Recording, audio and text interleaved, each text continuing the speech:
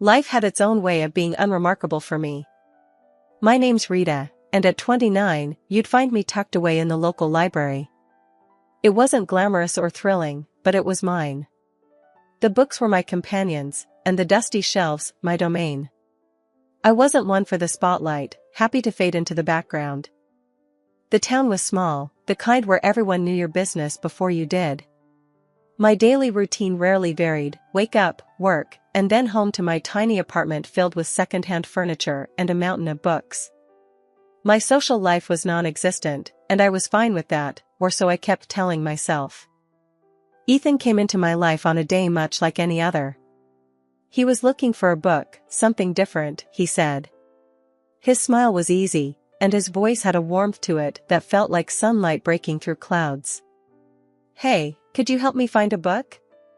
I'm feeling adventurous," he said, his eyes crinkling at the corners. "Sure, what genre are you interested in?"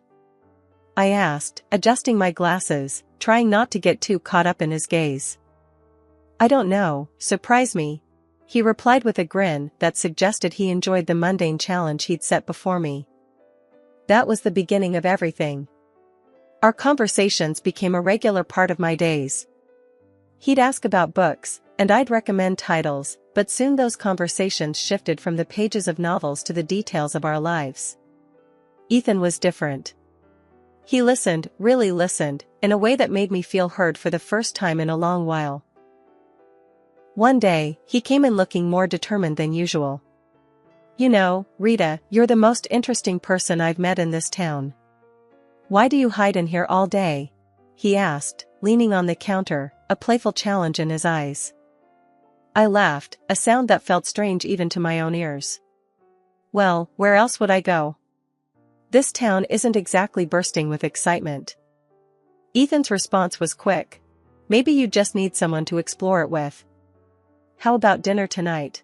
My treat." I hesitated, not used to this kind of attention.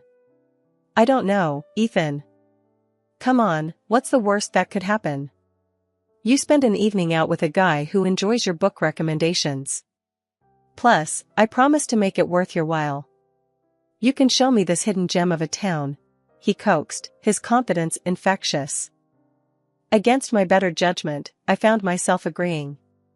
"Okay, sure. But no fancy places, I don't do well with all that pomp." "Deal," Ethan said, his smile lighting up the room. "I'll pick you up at 7. Wear something comfortable." That night changed everything.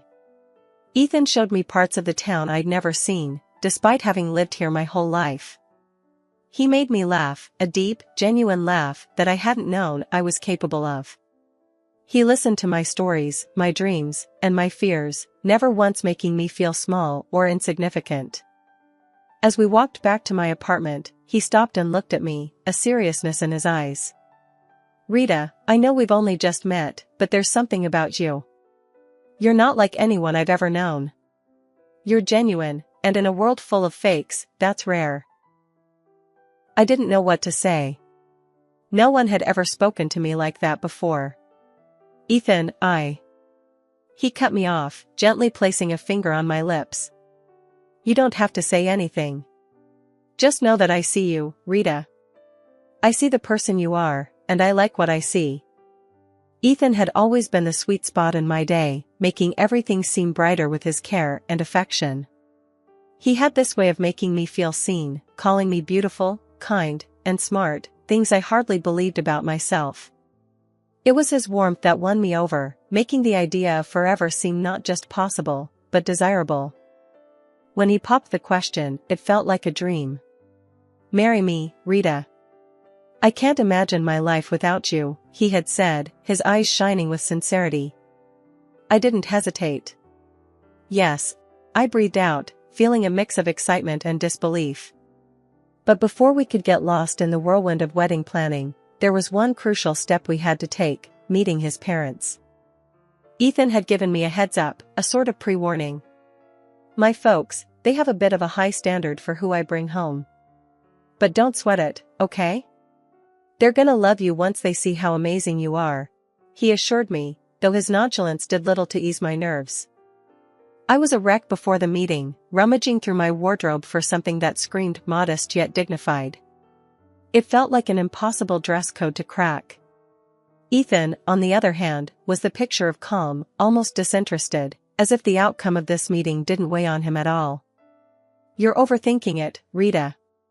Just wear what you're comfortable in," he said casually, which only frayed my nerves further. The day arrived, and I chose a simple blue dress that I hoped struck the right balance. As we drove to his parents' house, Ethan seemed more preoccupied with the music on the radio than the impending introduction. "You sure they're gonna like me?" I asked, seeking some reassurance. They'll come around. Just be yourself," Ethan replied, his attention briefly flitting to me before returning to the road. His laid-back attitude felt jarring compared to the storm of anxiety brewing inside me. Walking up to the door of Ethan's childhood home, my heart was pounding. His earlier warnings echoed in my head, painting a picture of the scrutiny I was about to face.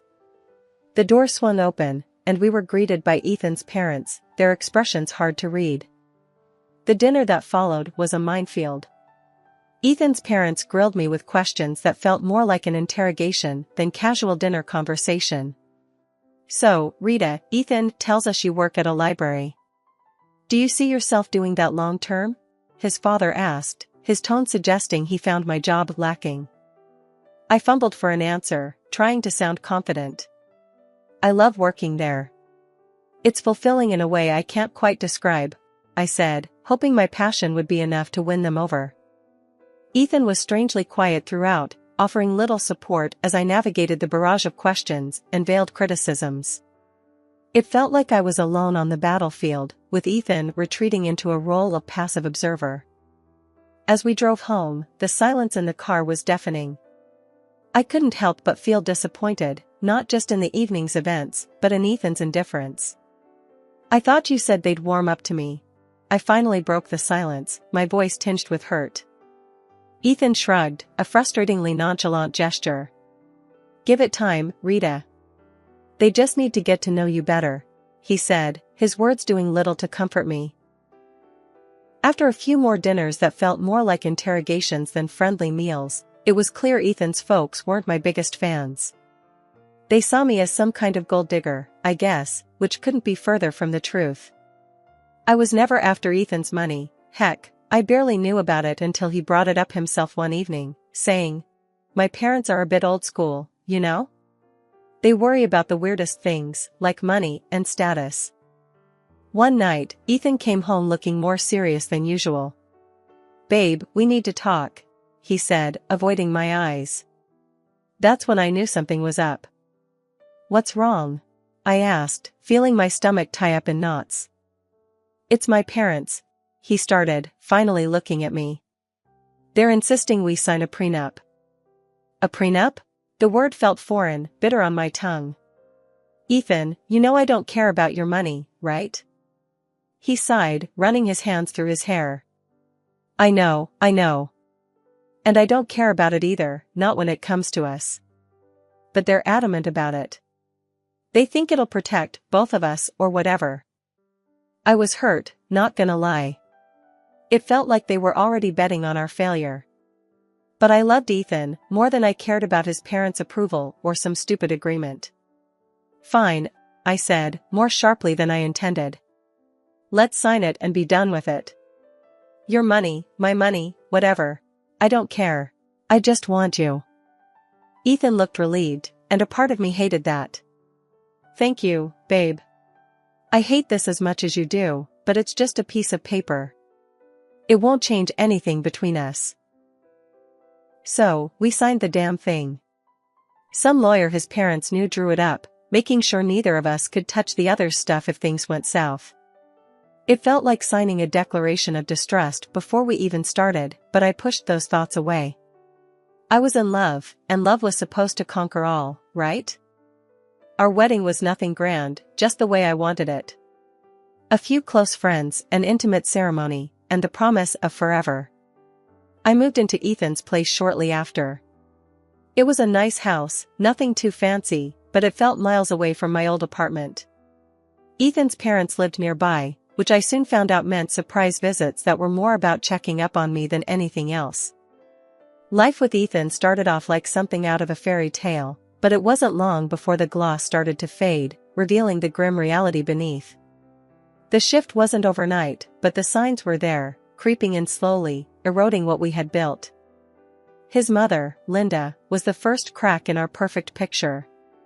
She'd drop by unannounced, her eyes scanning the house like she was taking inventory. "Remember, this is Ethan's house. Everything here is his." I tried to keep my cool, replying, "I'm well aware, Linda. I'm not here for your son's things. I love him." She scoffed. "Love doesn't pay the bills, dear. Just remember, if you ever leave, you leave with what you came with, nothing." One day, she paraded around the house, pointing out every piece of furniture, every appliance, every knickknack that Ethan owned. "See this couch? Ethan's. That painting? Also Ethan's. Remember, dear, in case things go south, you have no claim over any of it," she said, her voice laced with venomous sweetness. It was as if she relished reminding me of my place in their world. Ethan's father, George, wasn't any better. He and Linda acted like they owned our house, not just visiting. They'd demand coffee the moment they walked in, critique how I made it too weak or too strong, then settle in front of the TV, expecting me to wait on them hand and foot. "Grab us some of those chips, will you?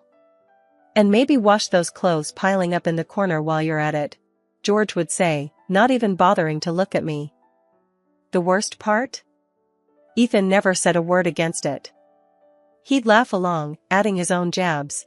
"Yeah, she's still learning how to do things right around here. Give her time." I felt like I was losing my mind. This wasn't the man I married, this was someone else, someone cruel and dismissive. "Do you even hear yourself? How can you let them treat me like this?" I'd confront Ethan after his parents left.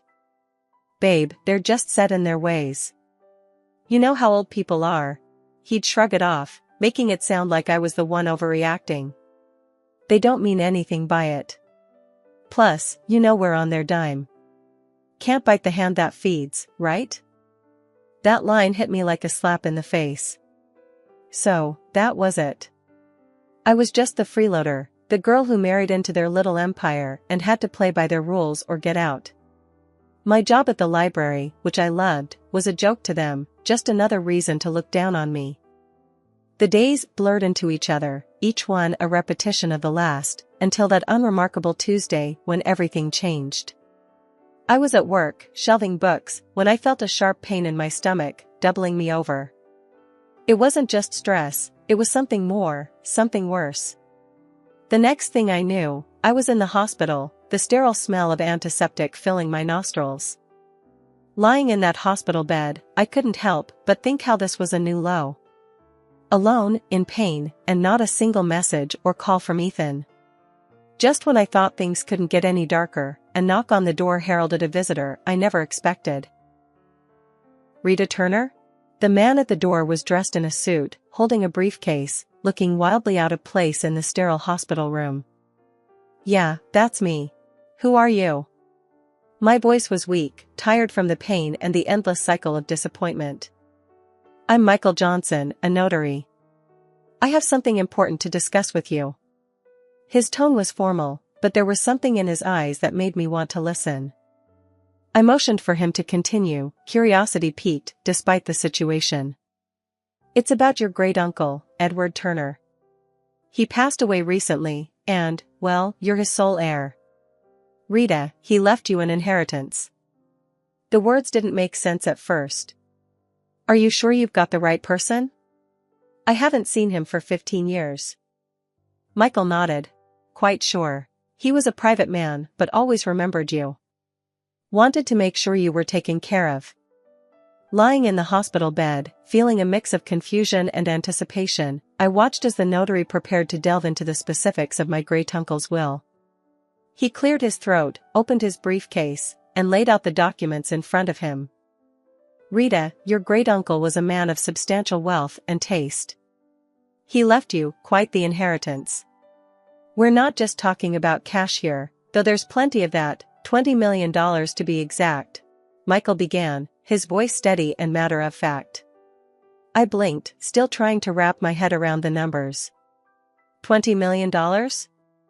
I echoed, feeling my voice crack. That's right, he continued, unfazed by my shock. But there's more. You're also inheriting shares in several large companies. These are not minor investments, we're talking significant stakes in some of the most stable and profitable firms out there. My mind raced, trying to comprehend the magnitude of what he was saying. Owning parts of companies I'd only heard about on the news seemed like a fantasy. And there's the property, Michael went on, flipping through the papers. An old, large house in one of the most prestigious areas. It's not just any house, Rita. It's a mansion with history, acres of land, and it's all yours now. I tried to imagine the house, the kind of place I'd only seen in movies. It was overwhelming, to say the least.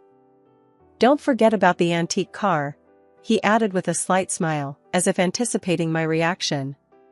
A classic, fully restored, and in mint condition. It's a collector's dream. I chuckled, the situation bordering on surreal. An antique car, too? What am I going to do with that? I barely drive as it is. Michael's smile widened. Well, it's yours to do with as you please. Maybe take it for a spin now and then? And then, there's the furniture and paintings inside the house, genuine antiques, some of them centuries old. Your great-uncle had an eye for the finer things in life. The room felt smaller, the air thicker, as I tried to digest everything he was saying.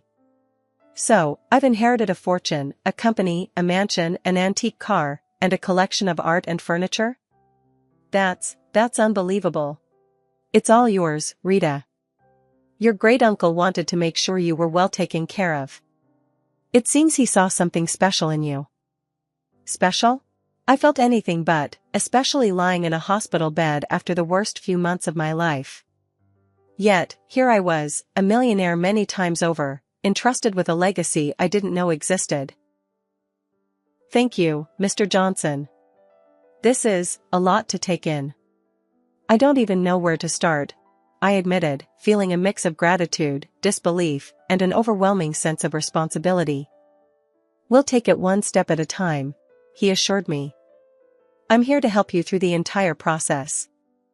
As if on cue, my phone buzzed. Ethan's name flashed on the screen for the first time in days. Ignoring it, I turned back to Michael. What happens now? We'll need to process some paperwork, but the inheritance is yours. Your life is about to change, Rita. Change it did. After the unexpected windfall landed in my lap, Ethan and his folks turned a new leaf, or so it seemed. Their daily hospital visits were like scenes from a sappy movie. Ethan, who couldn't be bothered to check on me before, now hovered constantly, adjusting my blanket with a concerned furrow on his brow. How are you feeling today, love? He'd ask, his voice dripping with a sweetness that didn't reach his eyes. His mother, Linda, was even more theatrical, if possible. Darling, I'm going to cook your favorite lasagna when you get back home. Just you wait, she said, her smile wide but not quite reaching her eyes. It was all too much, too sudden. Yet, I played along, smiling weakly, thanking them for their care. But suspicion gnawed at me, urging me to look beyond their acts. So, one day, I did just that. After their routine visit, I mustered the strength to slip out of my bed and follow them, my heart pounding with every step. Hiding behind a corner, I listened in as their true selves unfolded with no audience to perform for. Their laughter was the first thing I heard, harsh and jarring. Can you believe how easy it is? She's terribly stupid. She's eating right out of our hands, Ethan said, a chuckle escaping his lips. Linda was more calculating, her voice sharp as she laid out their plan. Make sure she makes a baby with you, Ethan. Once she does, she won't ever be able to leave us. Then, we'll have a real hold on her and her fortune. Their words, cruel and cold, didn't shock me. Disappointment filled me, yes, but surprise? Not in the slightest. They showed their true colors, and I was done painting over them in shades of denial. Silently, I made my way back to my hospital bed, their mocking words fueling a fire within me. They saw me as nothing more than a ticket to wealth, a means to secure their future. But I wasn't going to play their game. Not anymore. Lying in that bed, a plan began to take shape, clear and firm. I was going to turn the tables on Ethan and his conniving family. They underestimated me, saw me as weak, but I was about to show them just how wrong they were. Back at the house after being discharged, I felt like a stranger walking into what was supposed to be my home. Ethan and his parents were there, waiting, their faces painted with fake concern and eagerness. The atmosphere was thick, charged with unspoken tension and expectation.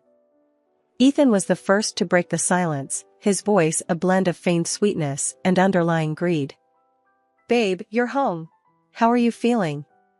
We've been so worried about you."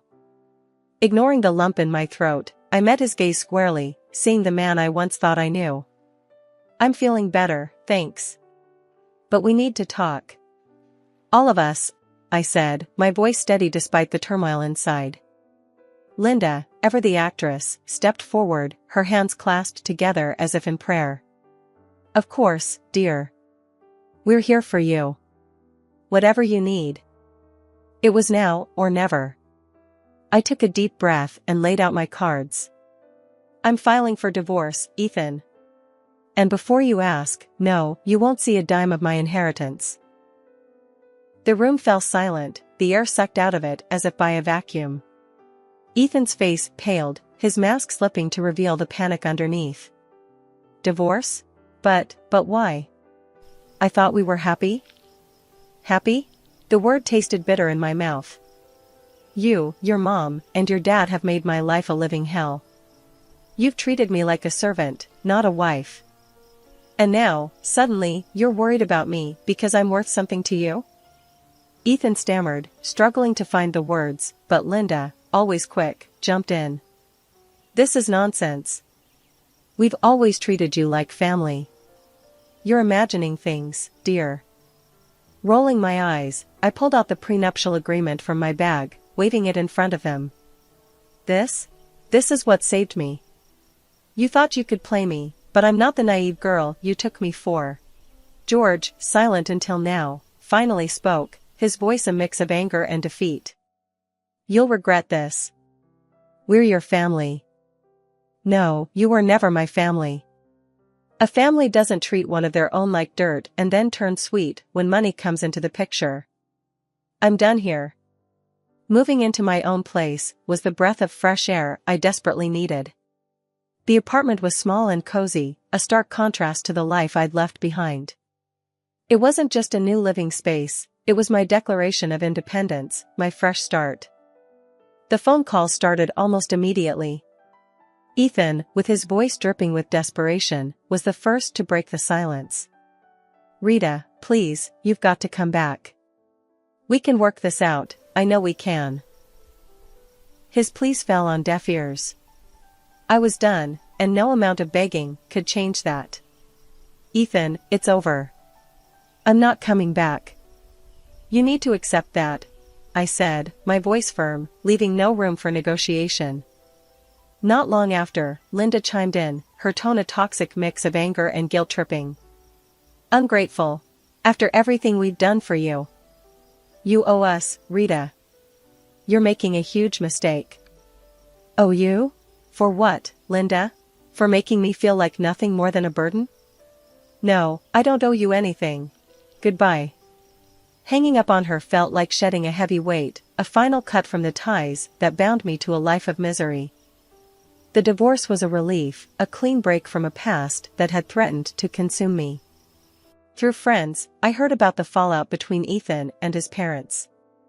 The irony wasn't lost on me. The very document they had insisted on, the prenuptial agreement, was now the source of their family strife. With my great-uncle's inheritance securely in my name, I found purpose in generosity. A significant portion went to charities that mattered to me, causes that would make a difference in the world. But it was the bookstore that became my passion project, a cozy haven for lovers of old and rare books. It was my way of reconnecting with the world on my terms. My journey hadn't been easy, fraught with challenges and heartache, but standing in my bookstore, surrounded by the stories of countless others, I knew I had found my happy ending. It wasn't just about moving on from Ethan and his family's manipulation, it was about rediscovering who I was and what I loved. Here's to new beginnings, I toasted to myself one quiet evening after closing up shop. The road ahead was uncertain, but it was mine to travel, filled with possibilities and the promise of newfound happiness.